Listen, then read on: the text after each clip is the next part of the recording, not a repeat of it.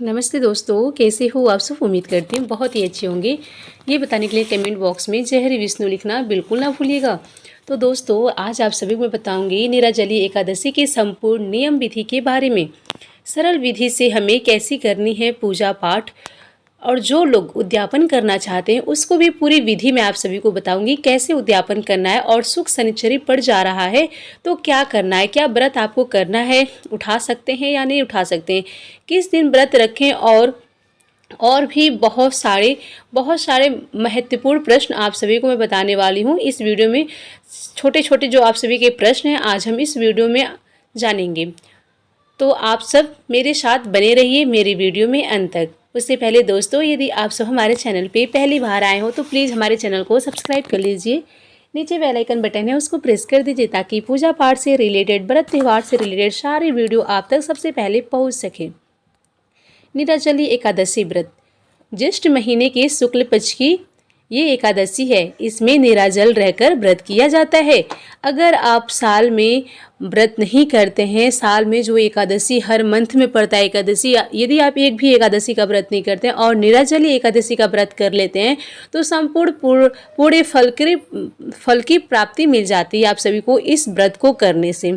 कुछ लोग निराजली रखते हैं और कुछ लोग फलाहारी भी रखते हैं, जिससे यदि ना हो पाए निराजली तो वो फलाहारी भी व्रत रख लीजिएगा। निराजली एकादशी को लेकर आप संशय में ना पड़े।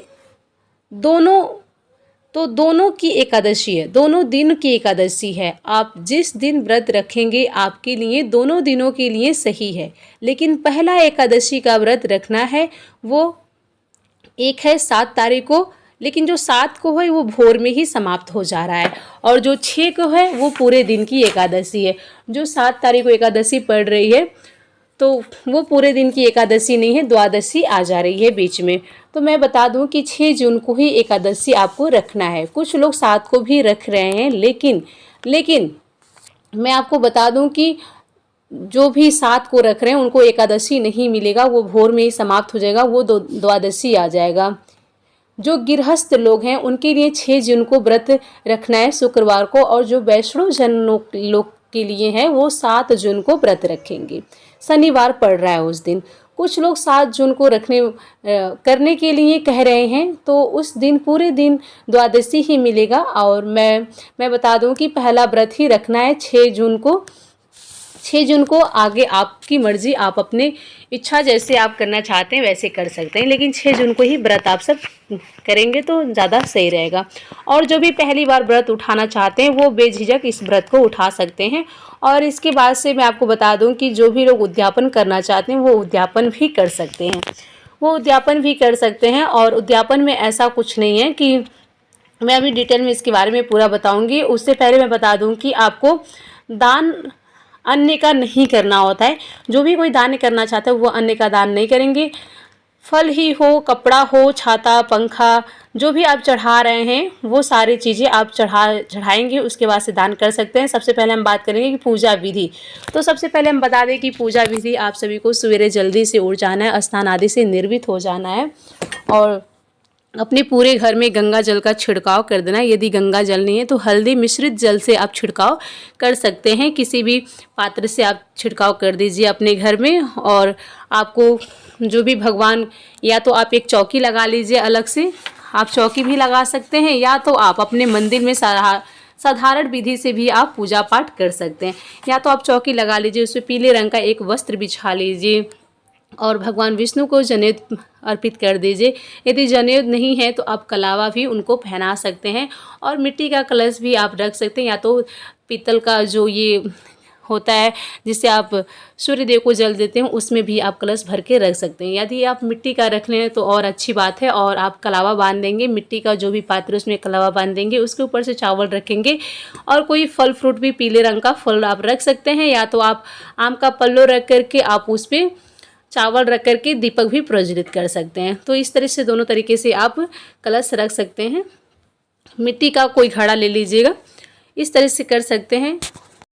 यदि कोई चौकी पे पूजा कर रहा है तो वो भगवान गणेश जी को भी अर्पित कर लेगा। चंदन, दीप, फूल इत्यादि ये सारी चीज़ें आपको चढ़ा देने हैं। भगवान विष्णु जी को पंखा भी चढ़ा देना है। इस तरीके से आपको पंखा अवश्य चढ़ाना होता है और धूप दीप इस तरीके से चढ़ा दीजिएगा और फल फ्रूट अवश्य चढ़ाइएगा पीले रंग का। आप चाहें तो खीर भी बना सकते हैं, लेकिन खीर आप चावल का नहीं चढ़ाएंगे, भोग में चावल नहीं लगाएंगे। आप ड्राई फ्रूट का बना लीजिए, मखाने का बना लीजिए, फल फ्रूट का खीर बना लीजिए।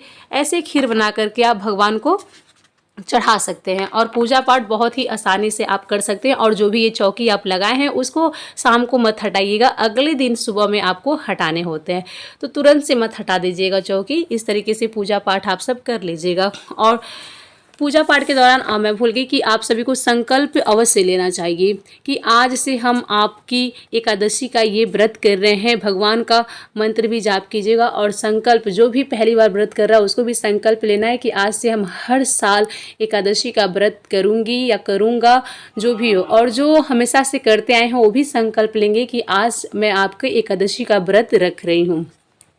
और भगवान का मंत्र का जाप अवश्य कीजिएगा, कथा अवश्य पढ़ लीजिएगा। और जो भी लोग कलश रखे हैं, टोटल आपकी इच्छा है, कलश रखकर भी पूजा कर सकते हैं और बिना कलश रखे भी साधारण विधि से भी आप पूजा पाठ कर सकते हैं। और जो चौकी है अगले दिन आपको उठाना है। कुछ कुछ जो दान, जो भी आप सारे सामान आप चढ़ाए हुए हैं, बहुत सारे लोग बहुत सारी चीज़ें चढ़ा देते हैं, तो वो सारे जो भी आप चीज़ चढ़ाएंगे वो अगले दिन आपको दान करने होते हैं। और ओम नमः भगवते वासुदेवाय नमः का जाप करते हुए सभी सामग्री को आपको छू लेने हैं। जो भी दान दक्षिणा करना है, जो भी भगवान को चढ़ाए हैं, मंत्र के साथ छू लीजिएगा और अगले दिन दान कर दीजिएगा। और जो जल भरकर अवश्य दान करनी चाहिए, तो जल भरकर आप दान कर सकते हैं, या तो आप शरबत भी दान कर सकते हैं। यदि कोई जल ना लेने वाला हो, मीठा जल, उसमें चीनी डाल दीजिएगा, मीठा जल हो जाएगा। यदि कोई नहीं ले रहा हो तो उसको आप गन्ने का जूस भी पिला सकते हैं। और आपको मैं बता दूं कि एकादशी वाले दिन निंदा नहीं करनी होती, आपको सोना नहीं है उस दिन। और उद्यापन के बारे में मैं आपको बता दूं कि उद्यापन यदि आप कर रहे हैं तो ऐसा नहीं है कि आप उसके बाद से व्रत नहीं कर सकते हैं, आप उद्यापन के बाद भी व्रत कर सकते हैं। उद्यापन करने से आपका ये सारे जो भी जमा पूंजी होती है, जितने भी आप व्रत करते आए हैं, वो सब आपके नाम से जमा हो जाता है। तो ऐसा नहीं है कि आप उद्यापन कर दें तो पूजा नहीं कर सकते हैं। जी नहीं दोस्तों, उद्यापन करने के बाद भी आप पूजा पाठ कर सकते हैं। वो सारे जो उद्यापन आप कर देंगे वो आपके नाम से व्रत जो भी रहेगा वो सब जमा हो जाता है और फिर से आपका शुरू हो जाता है। और जो भी लोग उद्यापन कर रहे हैं उनको विष्णु भगवान का कथा करवाकर ही आपको उद्यापन करना होता है। श्री सत्यनारायण भगवान का कथा अवश्य करेगा। और जब भी कथा कराइएगा तो दान दक्षिणा अवश्य कीजिएगा। दान में बर्तन कर सकते हैं, पीतल का बर्तन कर सकते हैं, साड़ी, कपड़ा, चौकी, खटिया, बेड, सोफा, जो भी आपका टोटल आपकी इच्छा है। फल फ्रूट, अनाज ना कीजिएगा। अनाज आप अगले दिन दे सकते हैं, लेकिन उस दिन अनाज ना दीजिएगा। देखिए, यदि आपसे हो सके तो पायल, बिछुआ भी आप व्रत में दे सकते हैं। और ब्रह्म भोज अवश्य करवाइएगा, ब्राह्मणों को भोजन अवश्य कराइएगा जिस दिन आप व्रत रखिएगा। तो आप अगले दिन भोजन करवा दीजिएगा। उस दिन तो आपको दान नहीं करने होते हैं अन्न का, तो अगले दिन आप ब्राह्मणों को भोजन करवा सकती हैं। इस तरीके से आप भोजन उनको करवा सकती हैं जिस दिन आपको पारण करने होते हैं, तो इस दिन आपको करने होता है। और देखिए, अगला प्रश्न ये है कि सुख शनिचरी पड़ जा रहा है। सुख शनिचरी पड़ जा रहा है तो व्रत क्या कर सकते हैं? तो जो लोग शनिवार को पारण करते हैं वो चुप कर करते हैं। हमारे बच्चे पति हमें ना देख पाएँ, इस तरीके से पूजा करते हैं। सुख शनिचरी का यही नियम होता है। यदि ना माने कि शनिवार पड़ने के कारण व्रत नहीं कर पा रही हैं तो कोई दिक्कत नहीं है, आप 7 तारीख को कर लीजिए, लेकिन उसमें एकादशी नहीं मिलेगा, द्वादशी ही पड़ेगा। तो आप कोशिश कीजिए कि 6 को कीजिए और चुपके से पारण कर लीजिए। तो इस तरीके से व्रत इत्यादि करने, तो इस तरीके से पूजा नियम विधि बता दी हूँ। आप सभी को बाल नहीं धोने होते, तुलसी जी के पत्ते नहीं तोड़ने होते हैं। ये सारी छोटी छोटी जो चीज़ें हैं उसको विशेष ध्यान रखिएगा और कोशिश कीजिएगा कि पीले रंग का वस्त्र पहन लीजिए। और कथा, आरती, ये सारी चीज़ें आप बिल्कुल ना भूलिएगा। ये सब करना अनिवार्य होता है, आपको अवश्य ही करनी चाहिए। पूजा पाठ के दौरान सुबह शाम दोनों आप पूजा कीजिएगा। तो मेरी वीडियो बस यहीं तक की रही। उम्मीद करती हूँ आप सभी को समझ में आया। तो प्लीज़ हमारे वीडियो को लाइक, शेयर एंड सब्सक्राइब ज़रूर कीजिए। धन्यवाद।